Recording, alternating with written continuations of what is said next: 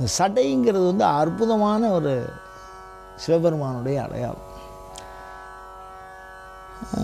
வேதம் வந்து சிவபெருமானை வர்ணித்து சொல்லுவதாக சொல்லுவார்கள்.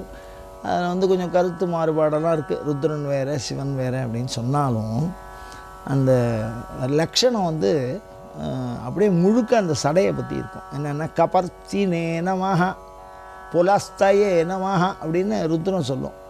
ருத்ரத்தில் கபர்த்தினே கபர்த்தினேச்ச புலஸ்தயேச்சன்னு மந்திரத்தில் சொல்லும். அந்த கபர்த்தி அப்படிங்கிற வார்த்தைக்கு சடையுடையவன். வியுக்த கேசாய, வியுக்த கேசனா சவரம் பண்ணின்ற தலை, மொட்டை அடிச்சுட்ட தலை யுக்த கேசன். வியோம கேசாய வழுக்க தலை, முடியே இல்லாதவன். அது மாதிரி சகேஷா, கேசி அப்படின்னு பேர்.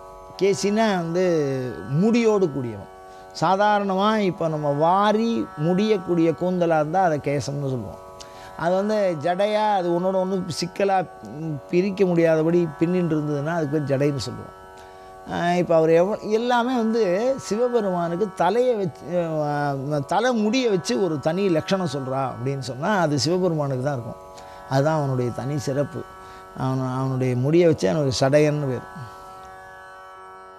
ஜடையோடு இருக்கான். யுத்தகேசன் அதை மொட்டை அடிச்சிருந்தவனாக இருக்கான். வியோமகேசன் வழுக்கத்தலையுடையவனாக இருக்கான், முடியை முளைக்காதவனா, வியோமகேசன் அப்படின்னு பேர்.